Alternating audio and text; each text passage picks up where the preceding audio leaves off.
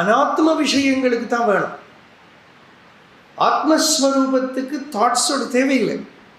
ஆனால் தாட்டு வெளியில் போயிடுத்தோ இல்லையோ, செதறி கிடக்கிறதோ இல்லையோ, அங்கிருந்து அதை கலெக்ட் பண்ணி திருப்பி கொண்டு வர்றது தான் இப்போ வேலை. உபரமம் அப்படின்னு பேர்.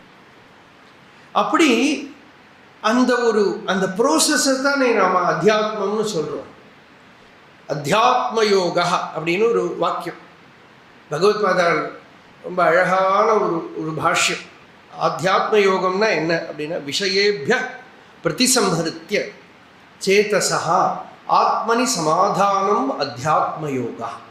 விஷயங்களில் மனசு அப்படியே செதறி கிடக்கு, அது அப்படி கொஞ்சம் கொஞ்சமாக கலெக்ட் பண்ணி, இந்த எள்ளெல்லாம் செதறினா எப்படி கலெக்ட் பண்ணணுமோ அப்படி பண்ண வேண்டியிருக்கு. நமக்கு கொஞ்சம் கொஞ்சமாக பொறுக்கி இந்த விஷயத்துலேருந்து எல்லாம் அதை மெதுவாக எடுத்துட்டு வந்து தன்னில்